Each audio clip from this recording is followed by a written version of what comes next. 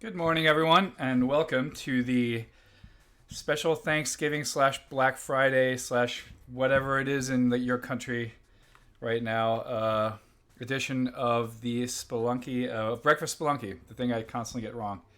Good morning. Hey, Alex. Okay, so is there anything? I don't have no news items, so I'm going to jump straight in the game and see how far I can get today. I played the game about 2 or 3 times this week on PlayStation. I beat it yesterday, so that felt pretty good. But also, sometimes beating this game feels not. I'm not going to call it cheating, but oh boy. Wait, let me turn down the audio a little bit. It's a little bit too loud. Actually, you know what? Again, let me turn that down in game. That makes a lot more sense. Yeah, if I was even remotely professional, I'd have all this done before. So we're just going to turn the music pretty far down, and that way we still have the sound effects.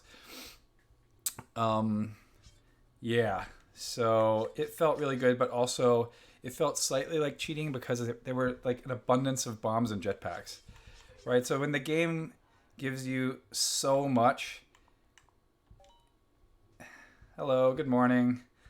When the game gives you so much and you can't beat it, it's almost like a slap in the face. But I beat it, and it was fun. It was really good. So the PSN daily yesterday was amazing. So let's see if the Steam daily today can hold up, or if I die after 2 seconds. I have enough stuff to play to fill the hour in case that happens. In case you hadn't heard, we're going to have Terry Kavanaugh on the show next Thursday. He made VVV, and Super Hexagon, and a billion other games, but most recently Dicey Dungeons. And that's the one we're going to be talking about mostly, I assume. I've played almost nothing of that game yet, so I have a lot of catching up to do. So if I actually get to play on stream, then you'll see me fail at it, but that's fine. But first, let's see me fail at Spelunky. Okay, let's see. Oh, man. Every time I keep on saying this, right? Like, great controller, but I played on PSN all week, so this controller feels kind of like I'm not doing it right. I mean, it would be as simple as changing the mappings. Because I have run mapped to the triggers on this controller, and on the PSN it's mapped to the shoulder buttons, which makes a lot more sense, I think.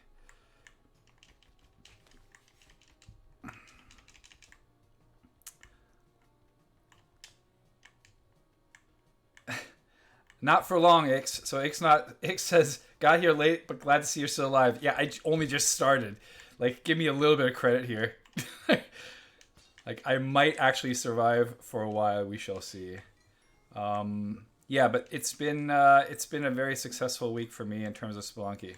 Like, if I can beat the daily twice in 1 week on PSN, that's a good week. Let's see. But yeah, there's a whole bunch of...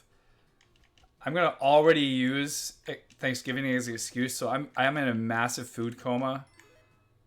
I was invited to 2 Spelunky lunch/dinners yesterday, and I went to both, and I pretended. Mima Sweets, today's a good seed. Good to know. Also, that doesn't put any pressure on me at all. Watch me mess it up right away again.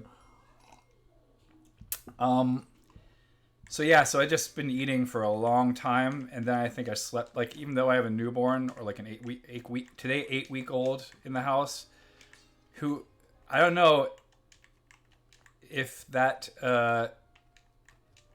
if us eating caused him to sleep an extensive amount of time, but he had like an 8-hour stretch of sleep last night, which happens never. Aw, you guys all know each other.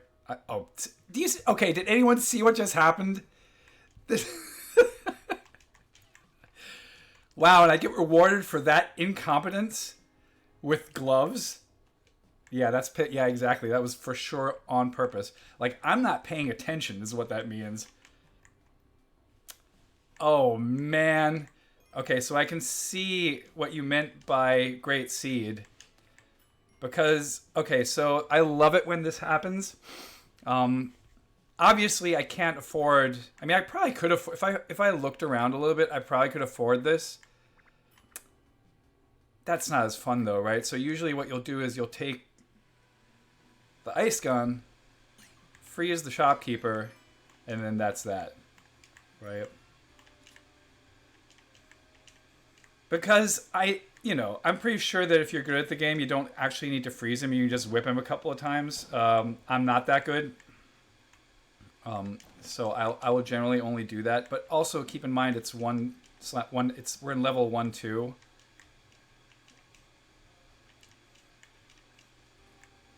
So I think most of you... Oh, the blender is going in the kitchen. One whip and then steal a shotgun. Yeah, I've seen people pull that off. I've never reliably pulled it off.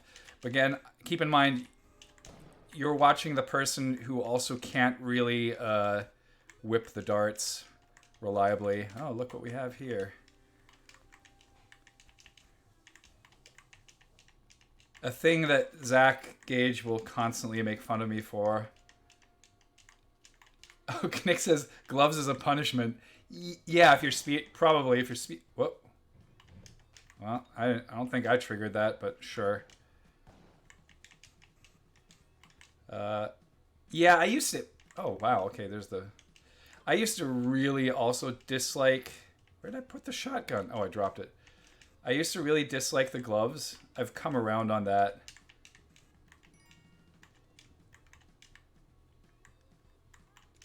Easier to... Mario Sweet says it's easier to kill a shoppy than whip an arrow. That's good to know. Yeah, I kind of want to see what's in there.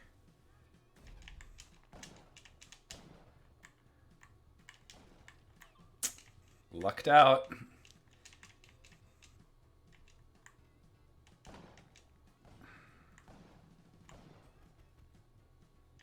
Okay. Let's not deal with that. Ugh.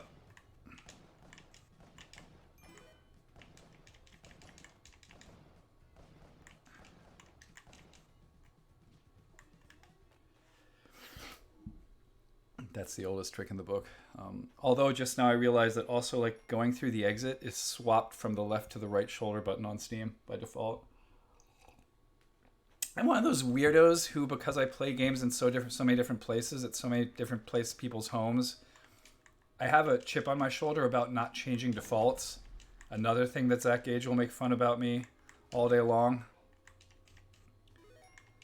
Like, I try to stick to the defaults so that if I go to anyone's home, I can just play the game there as well. But of course, that's kind to bite me right now. Okay, I'd prefer not to trigger the shopkeeper there, although let's see what, maybe he might have some goodies. Ooh, yeah, the boots. Let's do this.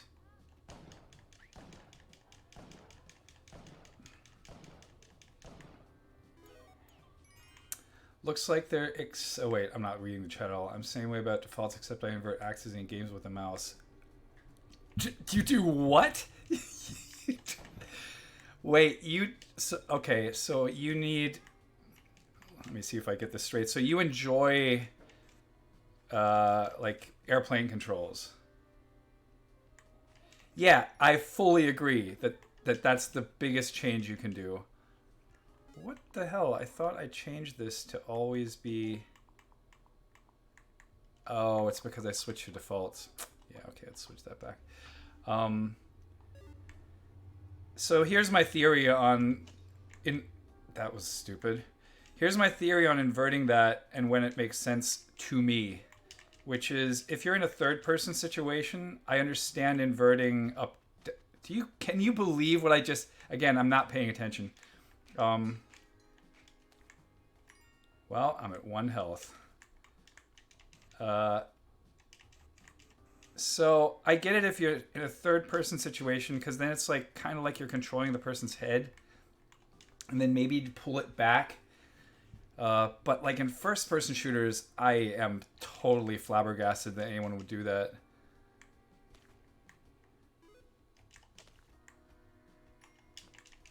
Okay, so I don't have... Oh, wait, right, he already killed himself. Okay, so we're going to 2. That's fine.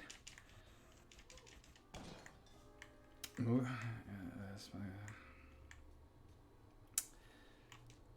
I remember people saying stuff like, just turn to always run. Like, just switch to just toggle always run. I know people who toggle always run and then toggle run off with a button, but there's some people who literally play Spelunky with always run. That's a thing. I don't have... No, I do have the glue. Well, in that case, I guess I'm going to check what this here is. Oh, another thing that's messing me up this week is this weird cyberpunky thing I'm trying right now. I normally wear glasses, but I'm getting older, and as I get older, this is just a thing that happens and totally sucks. That was a little bit unnecessary. That shopkeeper has nothing I need. I also can't read well without reading glasses, or at least I have to take off my distance glasses. So what I'm trying right now is I'm trying one side with reading glasses with a contact lens and one side with distance lenses. And it's messed up how good it works. But it's still kind of freaky to like brain hack yourself that way. I'm going to pause for a second to read the chat.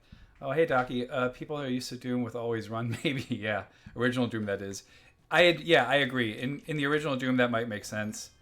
For Spelunky, I think it would be kind of a detriment. What am I doing here? What am I doing here? Oh, no. Did I just miss the... I think I missed the black market. I think I saw the thing on the right that looked like the black market. Oh, no. It says I missed the black market. Okay, I'm going to try to beat it anyway. I'm going to try to beat this anyway. Docky says, one eye with each lens is a case of custom controls. Yeah. I saw it and I didn't hear any click from the Udget eye. That's the thing I think that freaked me out. Okay, whatever. We'll just try to beat the game on the normal. Yeah, well, since there's bees. Oh, come on.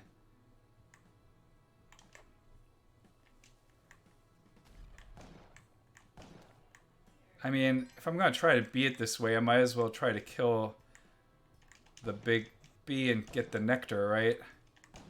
Come on. There we go. Thank you.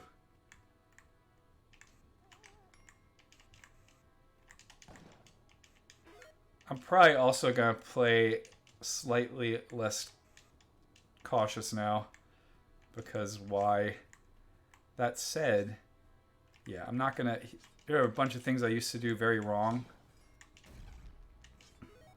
Well, this is also overkill right now, and I don't really have the bombs.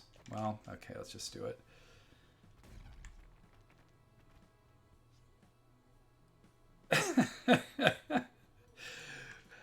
I love Andy's excuse if I ate too well. I slept 8 hours. Yeah, I know. It's weird because here's the thing. If I oversleep, I'm actually way more exhausted than I am if I sleep like 5 hours. I'm just used to like sleeping weird hours or not sleeping at all.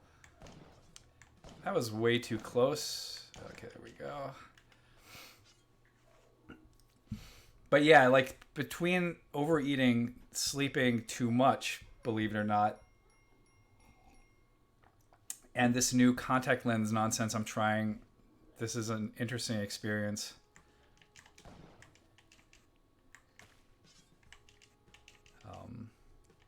Let's see. What are dumb things I can talk about while I try not to die here? I got a big... Oh, wait. Do I want that? Do I want to do that? Sure. Let's do that. I got a big, beefy new PC for the office, which is a thing I could afford because I had a grant. And I'm happy to report back that now that I have a ray tracing CPU, it's not. I'm glad that I had the opportunity to buy one of these things for work first before I went all in on it privately. Because I have a 1080 GTX at home, and I'm playing Control here and other games that are pretty power hungry. And I don't really see the massive advantage of that new architecture just yet. Like, it's not that impressive to me. It's nice, though. Yeah, yeah, it's definitely enough for... Like, the 1080 GTX is definitely enough for Spelunky. No, but I'm also playing... I'm playing, like, the new Star Wars game that everyone's complaining about on consoles, and it's super sweet on a 1080 GTX. Like, it's really, really slick.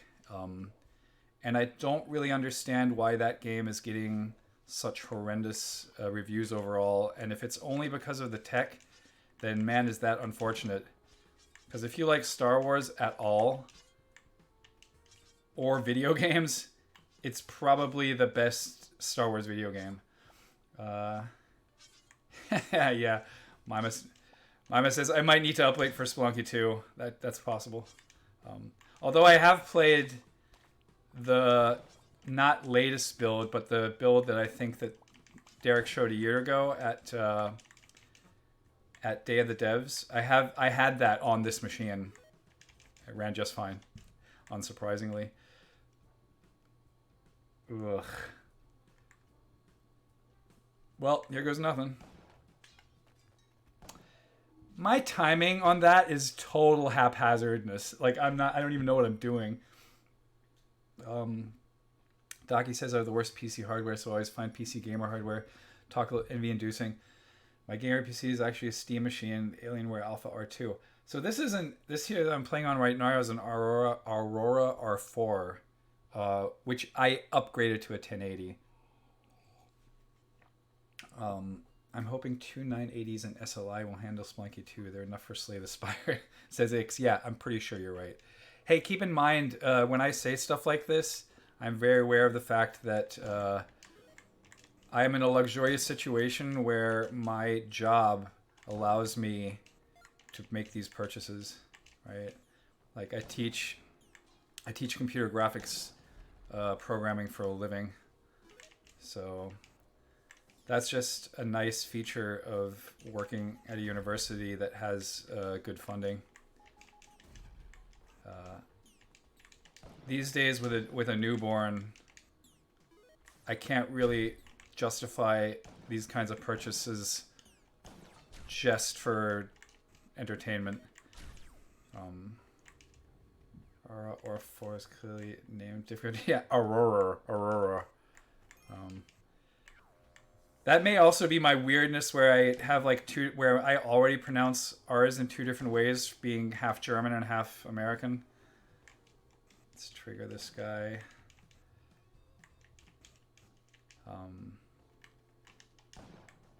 And no, I mean the thing. It says good daily to go into the worm. It's true. Did I miss? Because man, I am so on autopilot right now. Did I miss the damsel? Or my pug? Nah, I still hear the pug. But let's not die. Wait. Where? I hear it in my right ear, so is it...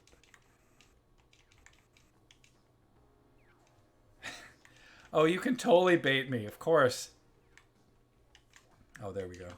Ooh, this is a bad position. Because I definitely don't want to get hit by the mind rays.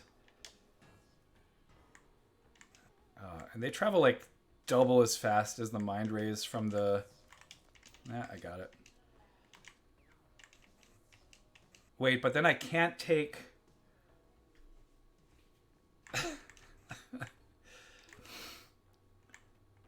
Just for the record, not that this really matters. Wait. Let's figure this guy, okay, boomer, shopkeeper starts shooting. Doc says Americans can't handle consonants in the middle of words. Consonants in the middle of words. I know, tower and horror are tur and her. Yeah, it's true. You might hear it on your right ear, but remember you're only using one contact. Yes. So, but that means I can't take a shotgun, right?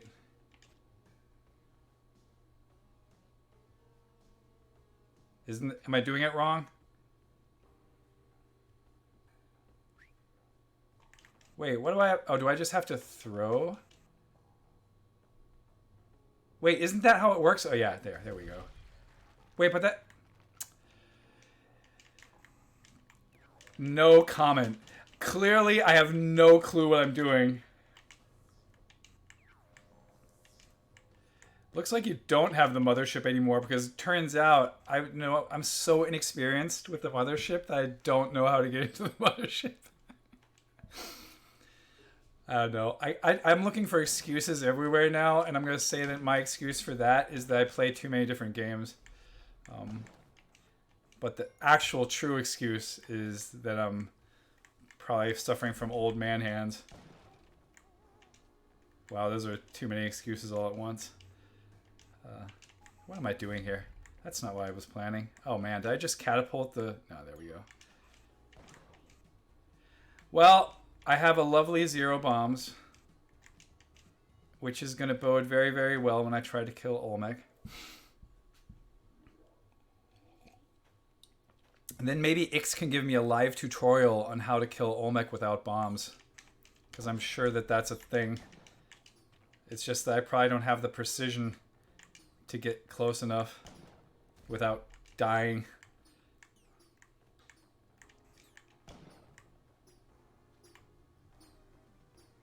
Well, maybe that surprise package has bombs in it. Let's see.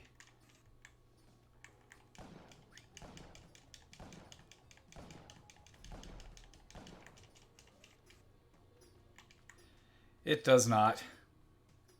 Oh, come on. One of these. No!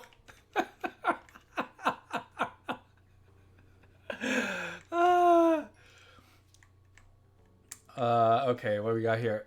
It says I'm the oldest person in the top 25 on Moss ranking. Age is just a number. Yeah, I used to use that excuse too before I turned 40, I think. Mima Sweets, chat tutorial on 0 Bomb Olmec. Let's go. Yeah, do it. Docky, old man hands. I was no better at games when I had younger hands, but I was more comfortable making mistakes without societal expectations.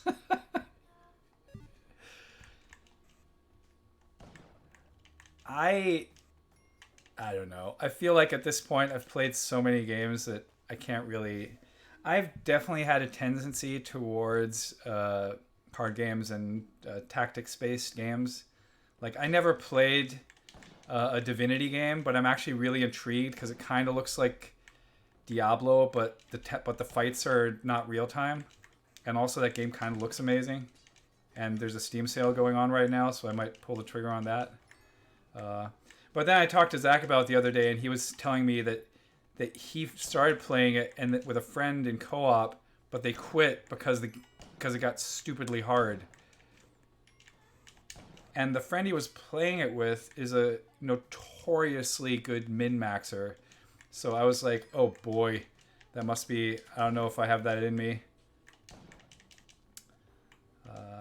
Oh, Docky says it's Diablo with 3 million words of dialogue.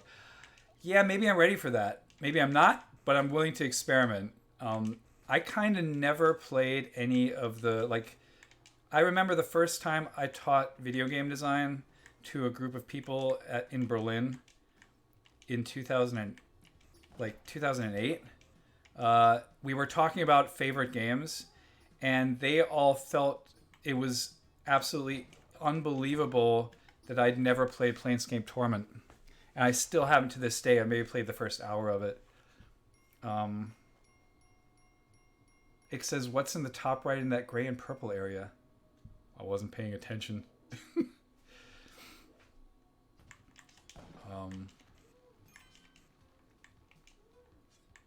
What am I doing here?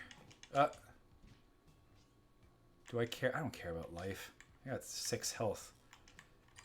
Like, the thing I'm going to die to now is going to be an instant kill thing.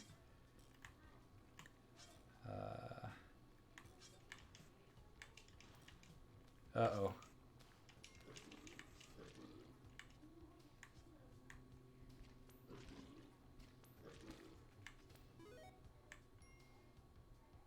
This looks bad.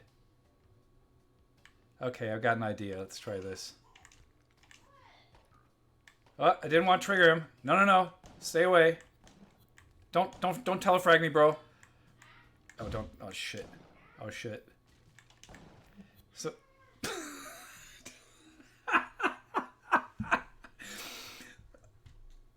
Cool. So yeah, don't telefrag me, bro. Turned into telefrag me, bro. That would come on. Double? Two of those dudes? That was a little bit too much to deal with. Oh well, but it's the yeah, whatever. Needless to say, it's those kinds of deaths that make this game worthwhile.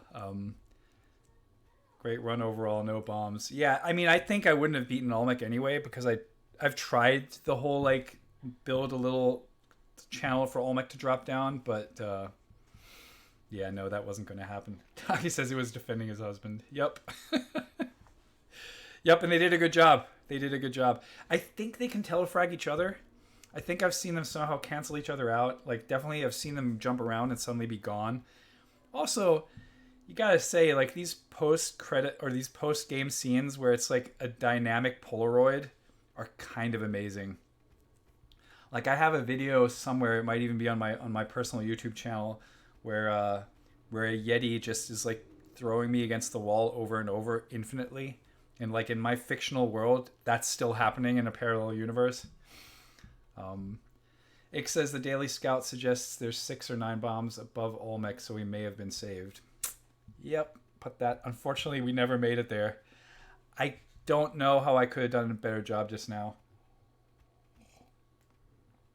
Doggy says I didn't realize until now it's supposed to be a Polaroid. I maybe didn't notice that either until just now. I just said it because it looked like one. I guess to make it really, really Polaroid, you would have had to like have it like the beaten up would have to be in like a handwritten sketch. Alex says have to go. Bye, Andy. Take care, Alex. If you want to play something multiplayer today or tomorrow, probably more likely tomorrow, let me know. Docky says needs to be a slow fade. Yeah, exactly. And it would have to have like that typical like washed out. It was taken in the 70s Polaroid look. Yeah, I don't have a whole like exactly 0 people I know in my friends list still play this. Oh wait, someone's playing it. Of course I don't know who Signal is. Yeah, whatever. Let's leave it at that. Okay, cool.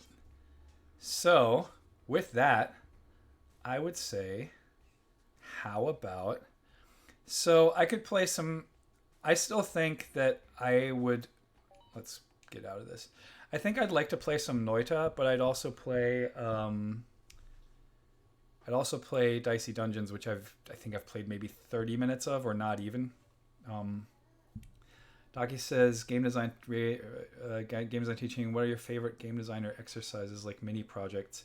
I am a big fan of the stuff that... wait, we can just leave it at that. I'm a big fan of the stuff that Bennett Foddy and Doug Wilson teach, because basically what they've been doing is just game a week for their prototyping class.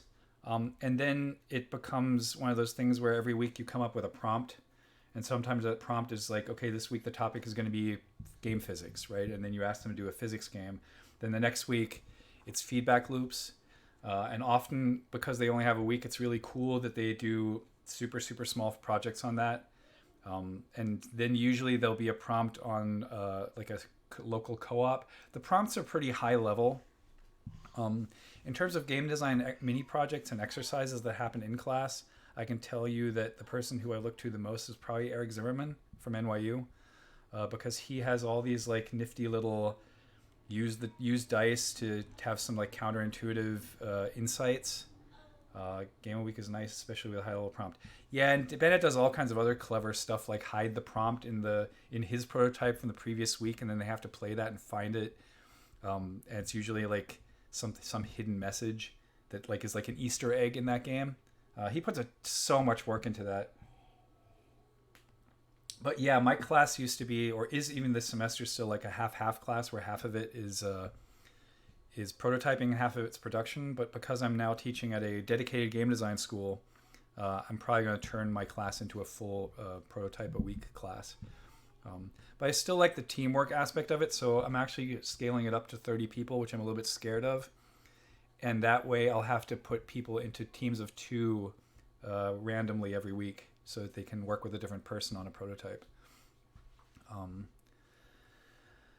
Docky asks what are your personal favorite tools for building a small thing. My personal, Ix says Legos. My personal favorite tools are processing and JavaScript these days, believe it or not. Because I can, like my prototypes all look like Osmos prototypes, right? They're all little circles and physicsy and bouncy stuff because I rarely think in turn-based aspects. Like it's just not a way that my brain works. So most of the time I'm doing a physics game. In fact, let's see if I can actually show you this. I don't know if I have it on here. Let me look. Games. Oh, I love how. I don't know who this is, but I'm not going to take it. Let's see. Because I made a game. Oh, there it is. No, it isn't. Where would that be? Oh, there, Train Jam 2019. Okay, let's open this in a browser tab. Let's see if I can share the screen easily. There we go. Okay, so here's an example of me making a dumb prototype, right? And then I guess it would make a whole lot of sense if I also opened it in Sublime Text at the same time. So let's split the screen here, put that over here, right? So I usually operate off of, let me keep on looking here. Docky says, I think team's a great approach. Getting to learn from others is useful and seeing different techniques.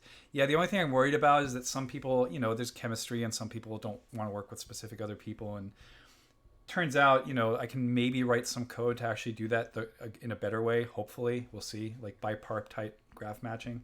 That's where, again, the CS nerd in me comes out. Docky says, with 2 people, it avoids showboating or boasting, which you get with 3 plus folk. Oh yeah, for sure. It's just that sometimes I really like it when people have an opportunity to work on their own. But I don't know. I tried that before with 30 people, and it turned into a nightmare because people can only present every other week. Because you can't do 30 presentations in a 3-hour block. That's how long our class is.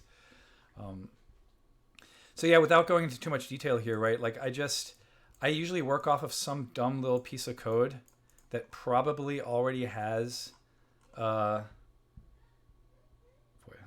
see, probably already has like a little thing in here called physics. I don't know if this is actually legible on the stream. Let me make that a little bit bigger.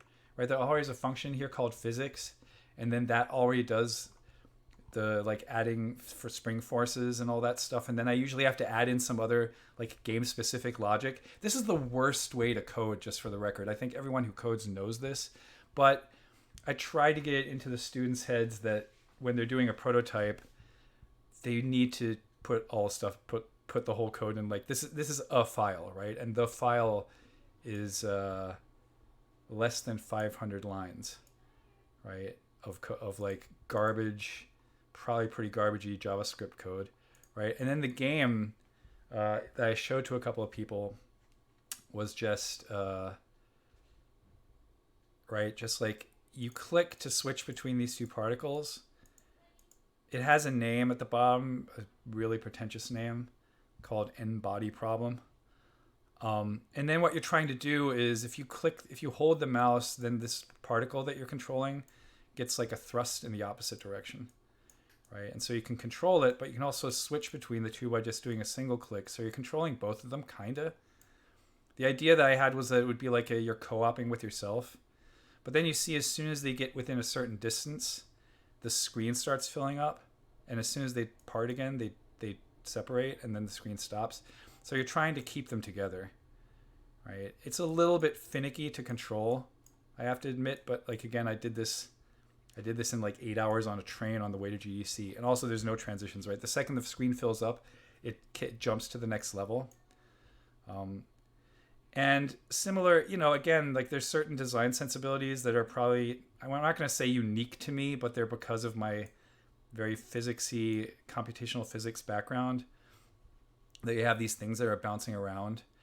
And so let's pause this for a second. So if you look in the code, I think where it says something like, by the way, this is totally not what I want today to be, but it's going to always turn into something random. Let's see, where did I do this? Connected key push. This is how well I know my own code. I don't even know where the entry point is. This is so funny. This is why I'm always fascinated by people who can like, I'm going to do live development of my game. Okay, function game, physics collisions, date now, blah, blah, blah. Init level. Oh, okay, so somewhere there's an init level function. Make particles NP. Okay, and the make particle. Okay, so the make particles is a thing that probably, yeah, okay. So what's happening here is I know exactly, based on how many particles I'm making, that this will always be the same sequence. Right, so that's another very typical thing that we did in Osmos, where it's like, I can jump between the levels here, right? Like bottom left, you can see level 0, level 1, level 2, level 3. They're always the same, and if you know how pseudo random generation works, right? I'm not placing them explicitly. I just kept on jumbling the init function until the placement of the first 10 levels, which was all I did. Like it goes from 0 to 9. Like the hardest level is this one. And now you have a bunch of green things you can't control and all the red things that you can switch between, and you're always controlling the blue one. Right? So I'm going to try to get the blue one that's farthest away into the vicinity of the others, but I have these detractors, these green ones that are trying to pull it away. Right? And so now keeping all 5 together in a connected group is a lot harder. That's basically the idea. So anyway, there you go, Docky. That's a super long answer to your very short question of what my preferred tools are these days. I just really enjoy working in an environment like this where I can code from the ground up, but I don't have to do like init OpenGL shaders and stuff like that. But also I'm using most of this as teaching tools, so I don't really ever have to take it to production. If I was taking it to production, maybe I'd actually teach myself Unreal at some point. Docky says, whichever you enjoy is the best. Yeah, it was processing before this, until I realized that you can actually do pretty cool stuff with Canvas in a browser. And that way I can put it up on a server and then put the URL up on the slide during class, and everyone can try it out. And better yet, because the code is embedded in the HTML, they can just start messing with it. Right? So I give them stuff that like maybe doesn't feel the best, and then they can mess around with the physics. Much harder thing to do. The much harder thing to do is to like not come in with a template and figure out ideation, and then figure out what those knobs are, because that seems to be a much harder. I mean, not seems to be. That is a much harder problem than having knobs and tweaking them until it feels good. Let's see, what else do we have here? It says, let's kickstart whatever this is. Please don't. Because, well, I mean, I'm not putting up because, oh my God, this is so far away from anything that would be worthwhile. Also, I think it doesn't really work, right? Like, it's fun to doodle around with, but I have a pretty high standard for what prototype I would actually see through. So I'd probably put this up on a website, and that's probably where I'd end. Knick says the guy who does the roguelike radio podcast made this huge game in one title. In one file, he'd be proud. Guy who makes the roguelike radio podcast. I know one of the people on that podcast. Not Mark Johnson. I know too many Marks and Mikes and Johnsons and all these other people, and I'm getting their names messed up now. But there is one guy that I know on the roguelike radio podcast who is working on this very elaborate roguelike that's like auto-generating everything. It's fascinating. The dedication, like it's like Dwarf Fortress levels of dedication to a project that insert mind explode gif here, because it just like blows my mind. Like this is my level of my attention span, right? The complexity of this thing is my attention span. It says I code statistics for a living, give or take, and I usually have one routine to clean the data and one routine to do all the analysis. Yeah, that's pretty much how physics works, right? But like again, it's not. There's no. I'm not really doing any stats here. Um, I could, but I'm not. Right. I that would be like step two. Not that that's what you asked for. Um, that's what I love about. Oh, Docky says that's what I love about Pico 8, but it's hard to resist tinkering in. I have yet to touch Pico 8. I've played around with the Celeste prototype. Right, the Celeste prototype is amazing. Right, it's just so cool to see that they did like this prototype in Pico 8, and then they took it to the final game later on. I think using mono develop in C sharp. Right. Docky says making things that don't work is important. Oh yeah, why things don't work is invaluable. I'm not going to find the tweet right now, but I think someone might have been John Maeda tweeted about that today, and it was basically, it's the lesson we all learn, like fail fast, fail often, learn from your mistakes, all that stuff. I think the corollary there was that our inability to allow ourselves to fail it comes at a huge societal cost, right? So I'm biased, right? But I think that that's kind of the role of a university, to like provide people with a place where it's where the cost of failure is manageable. But that's, again, I work at a private university, so I've brought that up here on the stream before, where I say the money's got to come from somewhere. People who think that education is free, quote unquote free in Europe, where I went to study, that's not true, because society is paying for it, right? Taxes are significantly higher. Other things are cheaper. The whole system is different, right? So I'm trying to be less judgmental about that these days, because, systems just work differently and breed different types of people. And I think I brought this up before, but there is a website called meaningness.com that talks about these modes of thinking. And I think that's super interesting. It's 10:42 now. I just did a little dive into like weird JavaScript code. Oh, one other thing about JavaScript. I'd never coded JavaScript before I was on the train. And then on the train, I had no internet. And I just tried stuff. And lo and behold, because people are always like, oh, I know JavaScript, but I don't know C sharp. They're kind of the same thing. I know they're not in the details, and I know there's a bunch of constructs that the one has that the other doesn't. But if you stick to a subset of like what you know from like basic C with like loops and other stuff, like I'm initializing a two-dimensional array here and it works. I don't even know what I'm doing here, right? But again, this is not production code, so it super doesn't matter, right?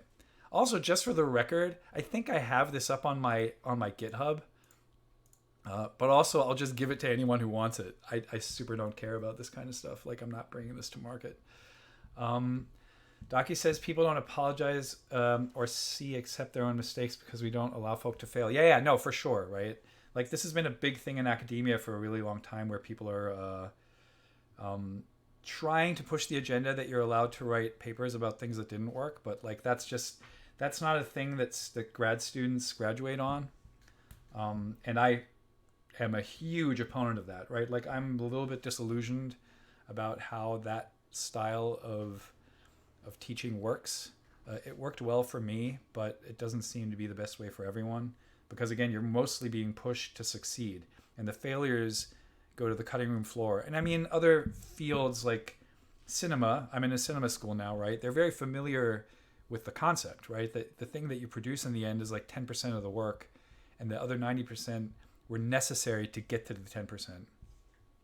That's also known as, I mean, it's known under a bunch of different words. One of them is Sturgeon's law, right? That 90% of everything is garbage, which is a harsh way of saying that you have to try a bunch of stuff until it sticks.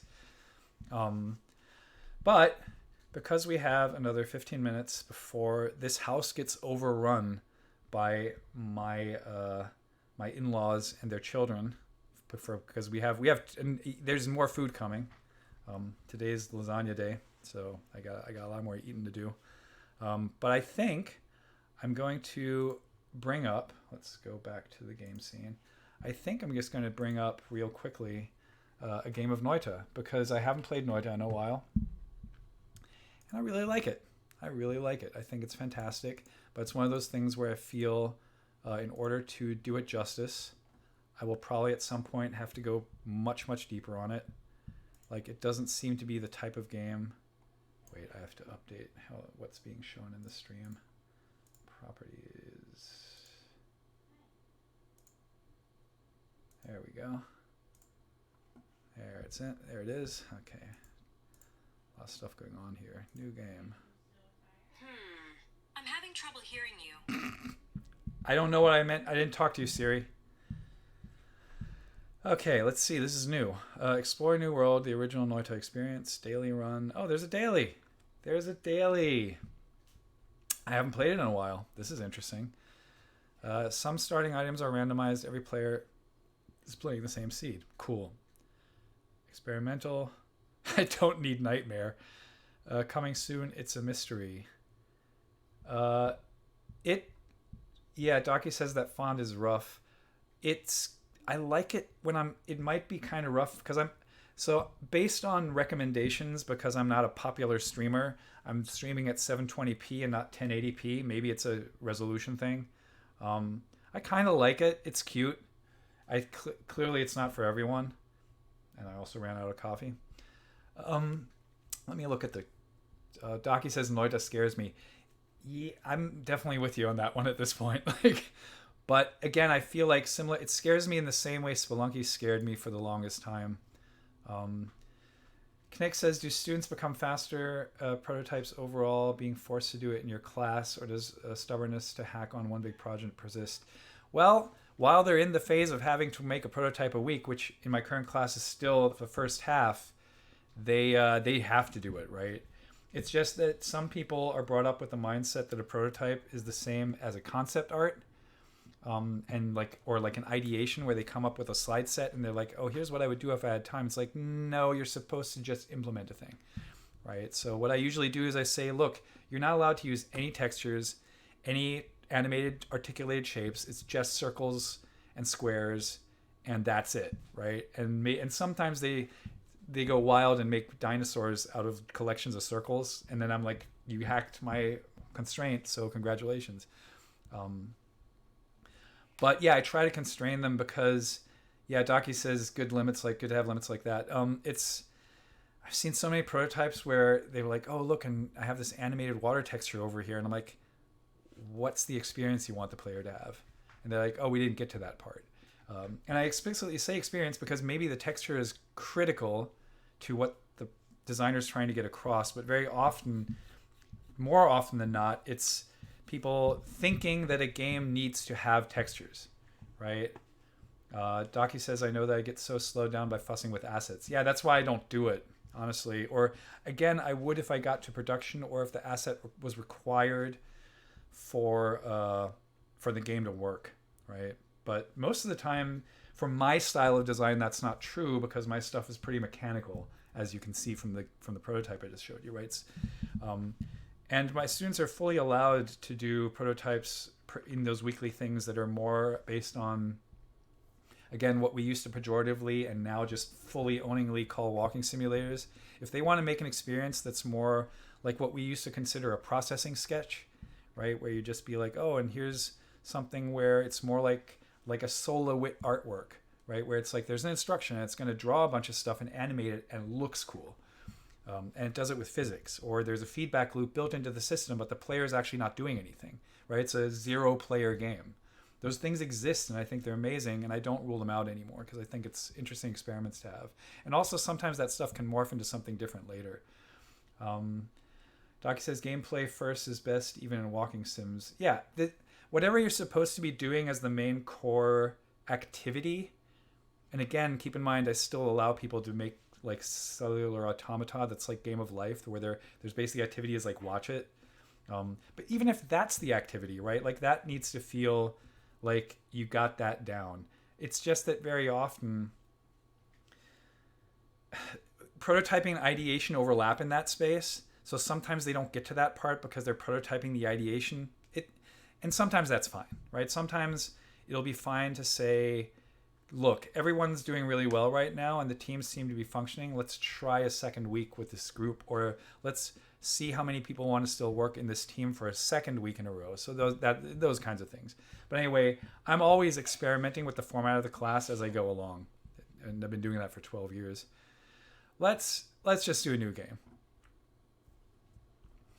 Okay, so come on. Once again, what I'm going to say to everyone is, while I very much enjoy playing this game with a controller, ever since I played it with the mouse and keyboard, I realized that's the way to play it, right? It's just, yeah. Ix says, those walking simulators and slightly more choice-driven games like Firewatch and Mutazione trick my non-gamer friends into installing Steam, and occasionally I get them to try out Spelunky or Stardew Valley too. Hey, anything, there's always a good reason for a Trojan horse, right? Also, I kind of feel that if you really wanted to, really wanted to, you could play Spelunky. Oh wait, that's not going to work, right? Oh no, I'm going to get in there. Don't get. Oh, of course, I immediately catch fire. Man, fall in some water. I'm at 47%. I'm going to be dead in just another second if I don't find some water. Okay, this is a lost cause. Wow. Oh no, wait, that was 76% fire. I'm at 0% fire. I'm at 76% life. Docu says anything with 2D mouse aiming simply doesn't work with controller, which is frustrating. Yeah, it's true. It's just, again, as I said the first time I played this, like, it just doesn't have the fidelity that you need. I think this game does what it. I think what this game does really well. Oh wait, did I just destroy the potion? What just happened? Oh my god! So I just shot. Okay, I didn't know this was possible. I just shot into the potion of, I guess, teleportation, and then got drenched by the potion of teleportation. And now I'm in an oil cave. So that means I'm going to be slip sliding around and probably be more flammable. So let's steer nicely clear of that.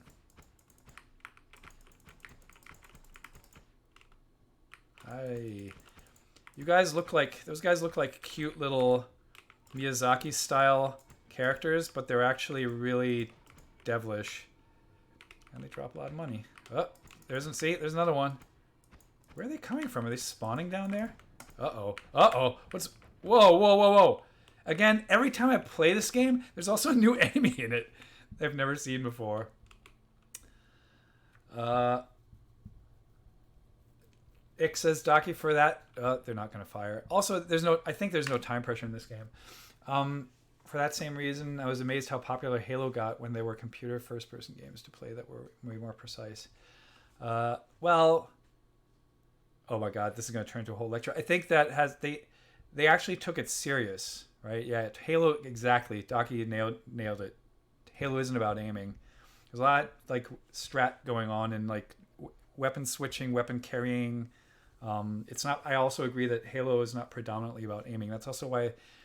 So it relates to what I wanted to say about the controls here, right? The left-right movement is very slow here, so it gives you ample time to concentrate on aiming with the mouse.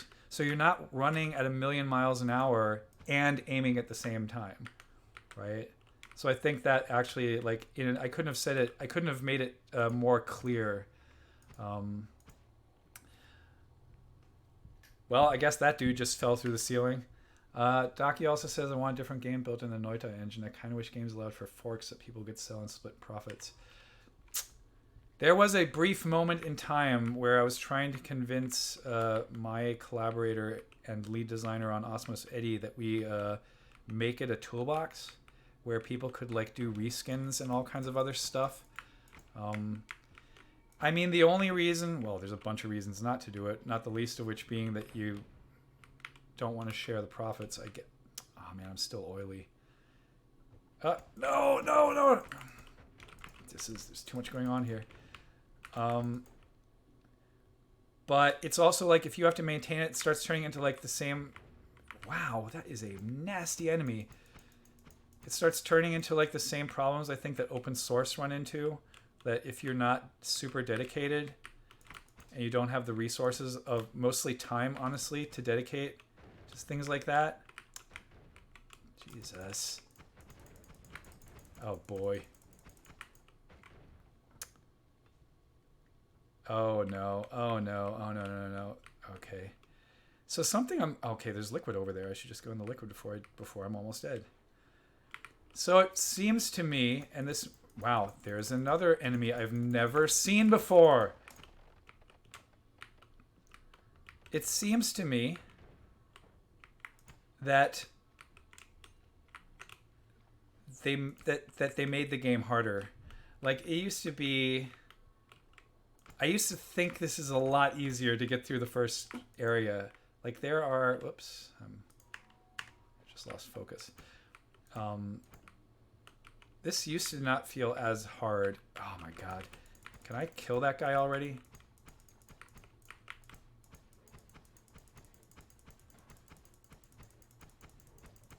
Wow. I mean, that was a lot of hits and a lot of crits. So obviously I'm picking up this one because I have a slot. Let's see what I got. It has all-seeing eyes. See into the unexplored, but not everywhere. Interesting. So it's like a reveal spell. I guess that didn't really do a whole lot for me. So yeah, so I still have. I'm not gonna artificially stretch this out. What's with this guy's skull? Brickwork, bone. Okay. Well, I mean, again, normally I think what this game is asking me to do at this point is to do the thing that people thought Spelunky was in the beginning, right? Which is just hunt around for stuff. Now, the push your luck mechanic here is straight up that I have 14 health, and when I get to the next stage, I heal. I fully heal. Right? I love push your luck mechanics in games. Like if you've never played King of Tokyo, it's a tabletop game by Richard Garfield that's like Yahtzee with stuff. Those are the kinds of tabletop games I enjoy probably the most.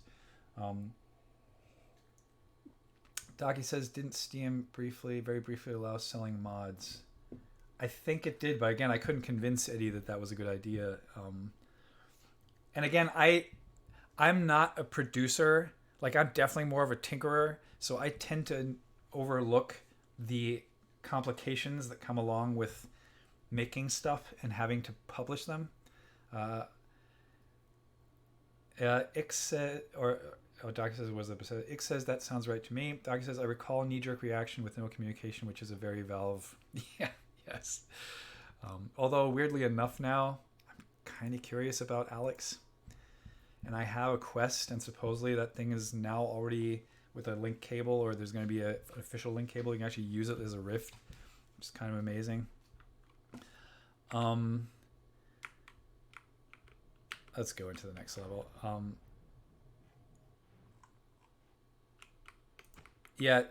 Clearly, Docky, you have more experience actually bringing games to market than I do. Like, I'm not that person in our team, and I never was. So I didn't. Yeah, because I remember. Tumble. Docky made a game like what feels like 8 to 10 years ago at this point, which I think I'm probably not too far off.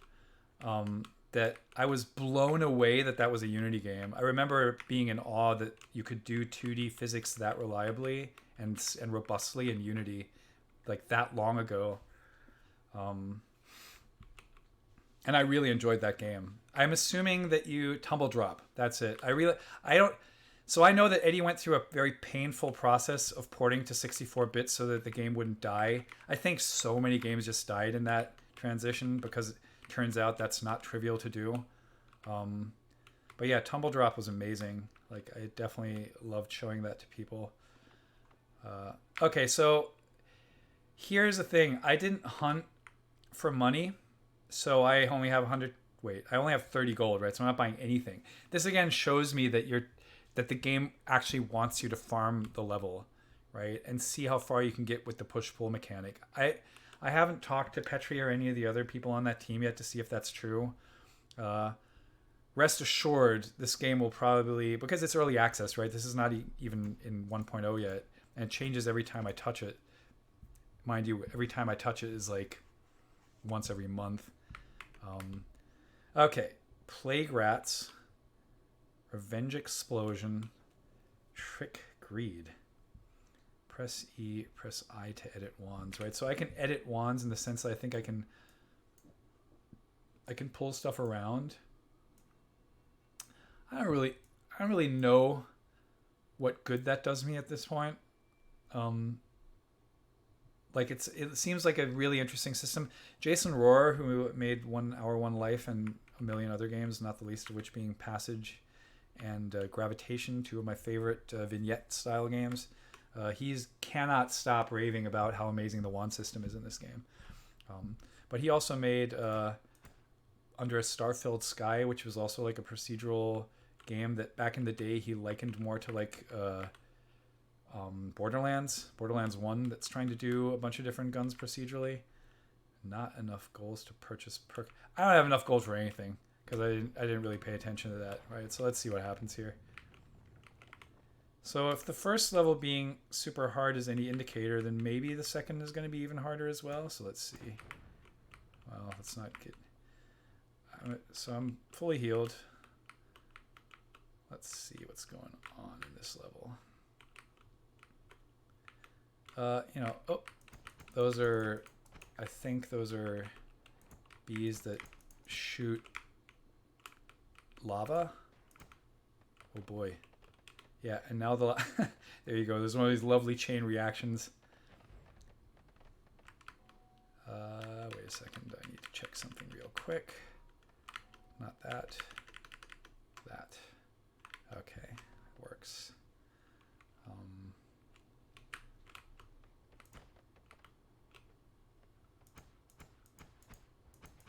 Okay. Let's pick that up. Picked up a new magic wand. Let's check it out. What does it do?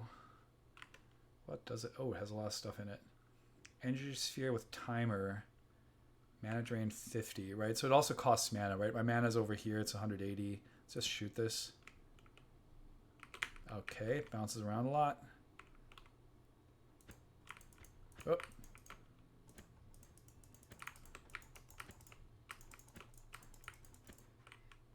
I don't normally like kiting. Like, it's not my favorite thing to do in video games, to kite enemies. But it seems like this is just like a thing that in this game...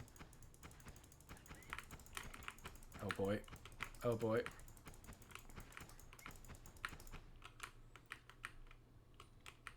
I mean, maybe it's also just a sign of my incompetence. Taki says, I think a lot of people have experience with fussy stat riddle items from Diablo, etc., whereas I've always been more comfortable with discrete gameplay per item a la Spelunky. Sometimes when I play games, I can see the games they enjoy. I want to enjoy those games more than I do. Right? Same thing I said earlier about something like Divinity. Like, it looks like there's so much going on in that game. Like, I get it that people are sometimes not the biggest fan of something like Dark Souls, but that game has, like, a few stats that make sense. I'm actually weirdly super into the idea of... Oh, God. There's a big, spidey, scary guy. I'm into the idea of... Oh, no! Get out, get out, get out, get out, get out. Oh, shit. Oh, no. Okay. I think I'm doomed.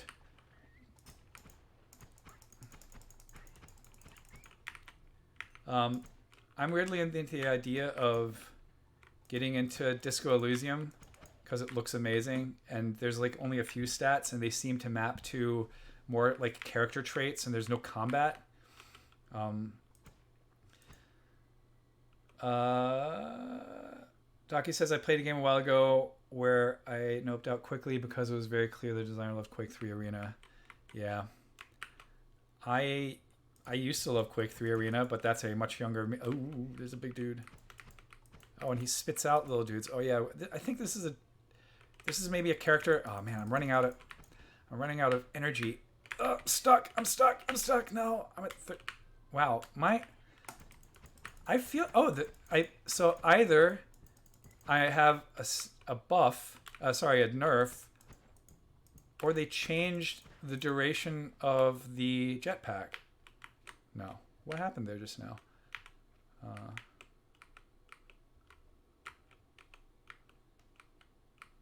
Yeah, it's like I think that's an interesting point you make there, Docky. Like, I think every designer has like a thing they like the most, and they still weave that into the whatever game they're making all the time. Oh boy. This is bad. Oh god. Now, I always say I'm never stuck. I always got stuck. Click here for stats. Lapaco's Melee. I feel like I've died. I feel like the last time I played this on stream, I also died to Lapaco's Melee.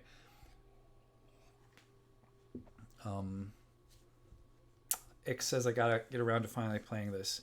Yeah, the good news is though that this is not, as it says, it's early access. I think its time has yet to come. I think I've already seen people stream it extensively, and of course those are people who stream it for like a week, for 6 hours a day, and then after a week they beat the game. But that's not the final game. Like I'd still play it. I tend to prefer when a designer says, "Hey, we're ready for you to play this now," right? And they're like, "Okay, we're still going to tweak this, and it's not done, and it never will be, but we're like at 1.0." That said, with this one, I might break that rule. Places visited 3 record. Every time I play this game, I get a new record on something, but that just shows I haven't played it a whole lot yet. And yeah, because when you do new game now goes into a menu. Yeah, this is this is kind of funny, because I remember that previously when you press new game, it would just restart the binary. Now it has like it still does it. There we go. It still restarted the binary. But yeah, it's early access. That's where you don't care that it does that kind of stuff, right? Or at least I don't. I'm not going to play a new round of this because it's 11:07 a.m. here. And as I say, I probably should be helping in the kitchen. But yeah, this game is fantastic. I highly recommend it to anyone who likes this style of game, and try to push through not enjoying the mouse keyboard controls at first. Also, you can try playing it with a dual thumbstick controller. And it's not unplayable. It's just not as precise. But, if you're really good with the right thumbstick. Docky says, I made Tumble Drop because I dislike lots of things about physics games and puzzle games. Yeah, I can see that. That was definitely true back then, I'd say. And there were like a couple that I liked a lot. Ski Stunt Simulator, right, which is probably very hard to find in this day and age. And then there were a couple of game prototypes that I had access to that later on became games that were closer to Prune that I thought were pretty cool, where you have to like cut trees and the physics do stuff that probably spiritual successors to Tumble Drop. But yeah, I used to tend to not really like the discrete nature of a lot of like Sudoku and Sokoban likes, I should say, right? And then later on, of course, people like Stephen Lavelle came in and made Steven Sausage Roll, right? And things like that. They're just absolutely amazing in that space. I still can't get myself to finish those games because at some point I get stuck and I'm like, I don't have the brain power to do that right now. But again, for me, it's because I have the attention span of a fruit fly and I have to look at a bunch of different things to feel like I got a good, well-rounded thing. I'm going to sign off for now, but one thing I will remind people of, it is the 29th of November. If you are like me and you enjoy Blade Runner, then let me tell you that this is the month that the fiction Blade Runner takes place in. Right? It's November 2019, Los Angeles. I have not watched the movie yet this month, but I will correct that mistake today. Also, I think this year Rutger Hauer died. The guy who plays Batty. At 75, he's Dutch. He, I guess, went back to Holland to spend his last years there. So I don't know. There's a bunch of reasons for me to watch that movie. I think it's fantastic.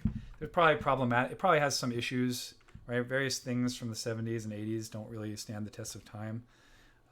But atmospherically and stylistically, I still think that movie is far and beyond a lot of stuff that came after. Ix says 2049 has a top 3 love scene in mainstream movie. I like 2049. Again, 2049 has a couple of not whatever, right? It has a couple of problematic depictions of women specifically, but it's trying to be in that space. But I always find that's a delicate balance. That said, I think that was a great movie. I think it was much better than it had any right to be. Yeah, Docky says Blade Runner is such chunky tech. Yeah, that's always that like future weird projection from a time when things weren't as small yet. I always feel like, at least in current terms of like memory size, at least Star Trek kind of got it right, because there definitely was a time when we looked at Star Trek and they were like putting in these tiny chips into the console, and I was like, there's no way that in one day we'll have like a gigabyte on a thing like that, and now we have a gigabyte on like a thing that's smaller than my fingernail, right? So it's like, it's kind of fun to always see what the 60s and 70s and 80s thought would happen in like 2020. But of course they overreached on everything about like the flying car. Like, I'm never going to get over the flying car. The fact that we don't really have that. But that's probably for the better. We're probably not good enough for a flying car yet. Cool. So I think we're done with questions. Docky says 500 gigabyte micro SD is on sale today. Nice. I have, where did I last put a micro SD in? I think I have it in my Switch, right? I think that's definitely not a 500 gigabyte. I think that's 128 gigabyte or something like that. Which is already great because most of the Switch games are no bigger than 15, so it fits quite a bit. Okay, cool. So I know I keep on saying this. Maybe there'll be a surprise stream before next Thursday, maybe. I'm going to try to convince the others that we should at least try to get a stream up playing Dicey Dungeons. But 2019 has been like a weirdly busy year because like 3 of us released games, not me. But 3 of us released games, and because of that, it's been kind of dicey. So we're trying to get more of this going up in 2020. Doc says, enjoy Thanksgiving Blade Runner. Thank you very much, Docky. Hope you enjoyed as well. And says, thanks for the stream. It was lots of fun. The bonus Noida was great. Thank you. Again, always try to sneak that in. And if it weren't for the fact that I do have a whole group of people arriving at my apartment any moment now that will be very hungry, and my wife would probably love it if I helped her with things. If it weren't for that, I'd also just do this 2 or 3 hours, right? I'm not really limited to the 1 hour, but I do upload to YouTube, and sometimes people enjoy it if they know that the stream is only like an hour. So yeah, Terry Kavanaugh's on the show next week. He's awesome. Definitely listen to like tune in for that, because yeah, he's a brilliant designer and a lovely human being. So I'm really looking forward to that. We're also supposedly the first podcast he's ever been on, because he says he's usually not really comfortable with that. But I think we're like Doug, Nick, Zach, and I are all friends with Terry, so it's going to be a fireside chat and not a grilling him about his design sensibilities, which honestly I don't think that's what our show's ever been. Docky says he's a very close friend. I love him. Yeah, I was always assuming that the people in the UK are connected in multiple ways. I have yet to come visit you guys. I hope I'll get around to that someday. Mike Cook should just invite me over to the university to give a talk. I have to talk to him about that. Yeah, Terry's awesome. I've known Terry since I don't know, probably like 10 years off and on. We met because he made VVV right around the time we made Osmos. So anyway, no, he's great. Please tune in for that. If I play the game at all before then, which I will, I might just stream it. Docky says we did collaboration on an FMV game 12 years ago. FMV game. They're coming back. Right? If Telling Lies has anything to say in all those games, we'll maybe see more of that again. We shall see. I haven't played Telling Lies yet, so I don't know how good it is, but I definitely want. It's definitely on my 2 playlist. But my problem these days is that it's not a problem. It's a thing I wanted to do. Is that I'm an IGF. I'm on this IGF student jury, and we have 108 submissions, and we're going through all of them, right? So that no game isn't played, and we're only, I think, 10 people or 8 people on the jury. So there's a lot of games to play. A lot of them are vignettes, so they're shorter, but that still means I'm playing like 20 to 30 new games in the next week or so. So that also limits my time that I can play new stuff. But I love doing it because obviously community work is important. But with that, let me say thank you very much for watching. If you're on the stream, thanks for joining. If you're watching it later, thanks for watching it. And again, follow us on Twitter, The Spelunky Show. You can follow the Twitch stream also at twitch.tv, The Spelunky Show. We have a YouTube channel that has a garbled URL that doesn't make any sense, but you can look up The Spelunky Show on YouTube. Tune in for our show next week with Terry Kavanagh, probably mostly about Dicey Dungeons, but also everything else he's ever done, because I'm not going to not use that opportunity to talk to him about two of my favorite games of all time. Maybe there'll be another stream before next Friday. If that's the case, obviously we'll announce it on the Twitter. And I'll leave you with one last fact, because on the Twitter sounds like I'm a boomer. I'm not. I'm dead smack Gen X, which whatever that means, whatever that's worth. But with that, I will say it says thanks for the stream. You're very welcome. Have a lovely, lovely Thanksgiving weekend. And I will see you latest next Friday, probably before then. Sweet says, thanks for streaming. Very welcome. Love doing it. But with that, I'll sign off for now, and I'll say have a lovely weekend. Play a couple of good games. And if they're great, then shout them out on Twitter and wherever else you can shout them out, because it's really nice to know that that people are trying new stuff and like exploring new areas. I guess the last thing I'll leave you with, the real last thing, is I find that the new discovery tools in Steam are actually way better than I would have ever expected. There's like sliders where you can set like novel, if it's newer, older, more obscure, more popular, and all kinds of stuff like that. And it tries to show you games that you may have overlooked. And I think that's all pretty cool. And now Anubis and Ethics Gradient both just said, "Oh, Ethics Gradient came in too late." It'll probably be up on YouTube. I mean, it's up on Twitch right away. It'll be up on YouTube later if you want to catch up on it. But yeah, I'll sign off for now, and I'll say take care, have a great weekend, and I will talk to you latest next Friday, probably sooner. Cheers.